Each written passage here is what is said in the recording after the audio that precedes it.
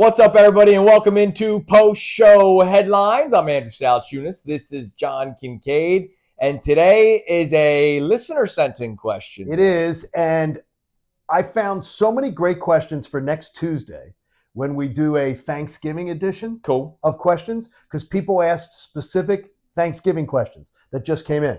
But there were a bunch of other questions that all involved something about thanks. Okay. So I just found them. I'm looking, okay, that's not Thanksgiving. But I said, so today is a thanks theme. Oh, how about that? Okay. So how about this one? Can I ask you one question first before we start? Sorry, I know we talk enough. Okay. Because we're doing the listener sending questions, we're not doing our own questions. I do have one question for you. What's that? Because I would like to promote our show a little bit. We had Patrick Warburton on earlier today. He's the best. So if you're a post-show headlines viewer, just find the Patrick Warburton interview somewhere on YouTube.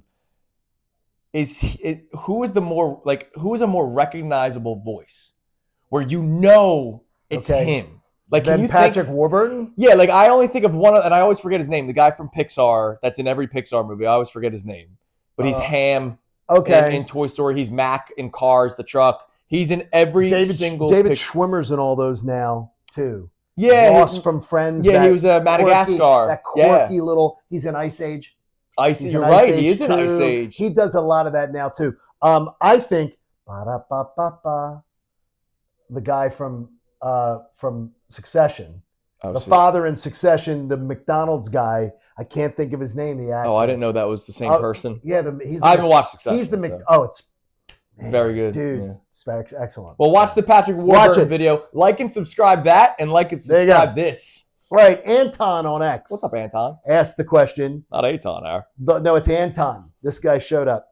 The living Philly athlete that you would like to invite to your Thanksgiving dinner. Has to be a living Philadelphia athlete it can be present, past, whatever, that you would invite to your Thanksgiving dinner. And then I'm going to tell you who Anton said, and I can't believe he said it. All right, I like to have a good time. I like to party. I think I know who you're going to pick. Well, I don't think you do. Really? Who do you think I'm going to pick? I thought you were going to pick Allen Iverson. No. I thought you were going to pick Allen Iverson. All due respect. No, I thought you were going to pick Allen Iverson. You're like obsessed with Iverson. No. Look. I got to think of a person that would contribute. Okay. Somebody that would contribute in conversation. All right. Allen does not really contribute in conversation unless he trusts the person. Somebody that I would imagine would help clean up afterward. And if I need some, like, let's say everybody's cocktails are flowing, sure, some entertainment. Jordan Mailata, voice of an angel. Yes. My only concern is, will I have enough food for him? Because that's a big man. That's a big man. And he might be able to eat a turkey to himself. But Jordan Mailata just seems like a guy that I think would fit right in. He really does. I mean, he walks around the city like it's nothing. And he stands out. He does. Kind of hard to miss. I think Kyle Schwarber would be the fun person to have at your Thanksgiving dinner before he leaves town. I think it would be great to have him and thank him for everything he did as a Philly. Sure. Before someone else gives him 6 years, and the Phillies better not. But Schwarber would be one. Schwarber's a good answer. I think Schwarber would come into your house. Thered be a flannel shirt. He's wearing a flannel shirt to Thanksgiving dinner. But he's very comfortable. Yeah. Like, I think he'd make everybody comfortable. Yeah. So JT Realmuto wouldn't talk to anybody. No, exactly. And he wouldn't sign an autograph unless you. He'd give a great grace at the beginning of dinner. He would. You know that would be good. He may look at you as a pagan, though. Maybe. You never know. But, I want people to have a good time. Right. I think it's a good choice. And I also have to think about the person. I think Allen Iverson would be uncomfortable. And when I think that somebody's uncomfortable, I overdo it. Oh, no, it drives you crazy. But then I overdo it to try to make them feel comfortable. That's what I mean. It drives you crazy. I don't think Jordan Mailata would need all that help. See, that's where when I tell you that he is a really kind person, if I see someone that's uncomfortable, then I'm like, okay, they're being uncomfortable. I'm going to the next thing. I'm going to find the people that are comfortable. You would care about the person that's uncomfortable. Yeah. And that's who you are. And that's where you say you're a very kind person. That's not as kind as Connor, but he's a very kind person. All right, random question. You know the last Eagles that we know of, it was very publicized, that had Thanksgiving dinner together? No. Carson Wentz and Golden Tate. Oh, yes. And then they threw the ball to him there once. There you go. Darnell on Instagram. What's up, Darnell? Says, what are your most what are you most thankful for in Philadelphia sports? But you must be specific. Oh, I didn't tell you what he wanted. Anton, he wanted to invite Lenny Dykstra. Oh, yeah, to his Thanksgiving dinner. He reached out to me because of the fact that Lenny Dykstra got into a very public feud with me back in the summer on today. And he goes, did Lenny Dykstra really reach out to you? You said on the air. And I said, yes. And I said to him, I said, look, I said, here's even Lenny Dykstra DMing me. He's become like a buddy now. So it's strange. I'd say this. It would be a very memorable Thanksgiving. Yeah, but I mean, no, here's one thing. It's forbidden. Forbidden in our house at Thanksgiving. Forbidden. If you're talking politics, take it home. Yeah. Take it home. No, don't bring it to because we have a very mixed bloodline. And it's if you're talking politics, take it home. Or he'll just steal things from your house. Well, he could do that. Because he could. That would be bad. He could be bad. Plus, okay, what are you most thankful for in Philly sports? Darnell wants to know. Be specific. I have my answer was easy. Go ahead. That I say it maybe too often now. I waited my entire life to have this Eagles team, to have this Eagles era, to have this. And the Andy Reid era was like, people talk about, well, what about 2001 to 2005? It ended up with nothing. Yeah. No parade, one Super Bowl. Don't even compare those. This is an era. This has been the greatest blessing of my sports fan life. And I don't think it's ending soon. Like, I think this is great. That, to me, is what I'm most thankful for. An era of Eagles football that I never thought I would live to see. Yeah, my answer is the man who constructs it, and that's Howie Roseman, especially this version of Howie Roseman, because there was a time where Howie was his own worst enemy. And you wanted him fired. I did. I mean, and you've been very public about it. Because he was going in a direction where it was, I'm the smartest man in the room.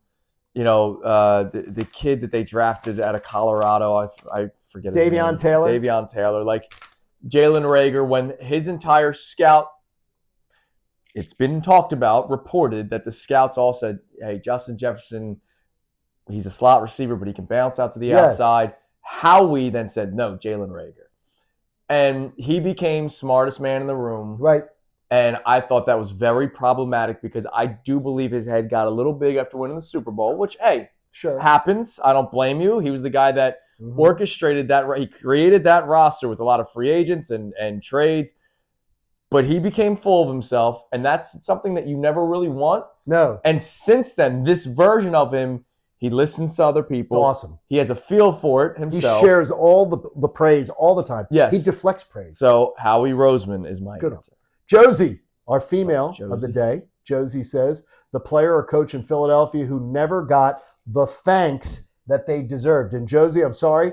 Josie sent this question in April. Wow. And but I saw thanks. Yeah. And I just said, okay, sorry, Josie. All right. This is random. Never got the thanks they deserved. All right. This is a random answer. This is not necessarily thanks. I will say this guy got too much hate. Billy Davis. See, I think that's a different answer, though. But I want to start there because we talk about today how the defense sometimes gets gassed because of the 3 and outs by the Eagles offense. Right. Billy Davis was hated in this city. And he got screwed by an offense. The offense was on the field for 5 seconds all the time. Terrible. I'm not saying he's Vic Fangio. No, but still. But like the amount of Billy Davis steak. Well, of course the defense sucked. They couldn't breathe. Okay, but the thanks. Somebody who didn't get the thanks. So something had to happen good. And I'm going to tell you, I think it's an easy answer, and you brought him up. Carson Wentz. I don't think he's ever gotten the thanks. Oh, yeah. Because there is no first Super Bowl without Carson Wentz. Sure. And I think that Carson Wentz is always mentioned in derisive terms, for the way it ended. And he deserves critique for the way that it ended. But I don't believe he ever gets the credit. People give Nick Foles all the credit in the world, and they forget that the Raider game was maybe the worst quarterbacked game I've ever seen in my life that Christmas night. I walked out of the stadium going, this team sucks. With him at quarterback. Right. To me, and they didn't watch the Falcons game where Foles wasn't very good. And the legend of Foles was based on 2 games. And I think that it was so reliant on Carson Wentz being that guy. Yeah, I mean, I still think they win they were a machine. Carson would have won. Yeah, I believe he wins the Super Bowl. I still think and I know so many of my friends believe that they had no shot if Carson. I'm like, why would you think that? He was rampaging through the NFL. Yeah. I'll give you. They didn't win anything. But like Bobby Abreu I think that's a good one. Like I loved Bobby. Now I was a child. I get it. Like, and I was you love baseball. And I love baseball. But that guy's got Hall of Fame numbers. But the way, if I bring up Bobby O'Brien, he was afraid of the wall. He didn't want to do this. He was a tremendous baseball player. I'll even give you what Ryan Howard, I don't think got enough love. This is a Chase Utley city.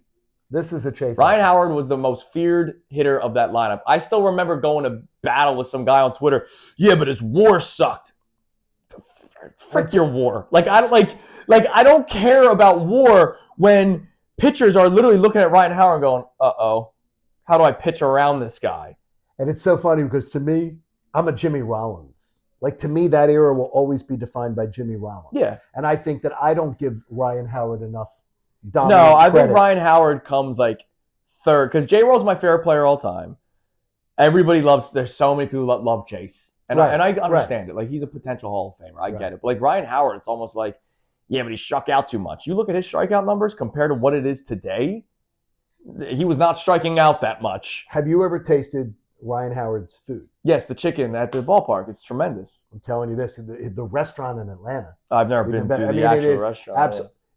He's on to something. Yeah. Like, he's on to something, which is good. That's awesome. Congratulations. All right. Colby on X. What's up, Colby? Says, how can an athlete be as thankless, and I found the word thank, about team success as AJ Brown is?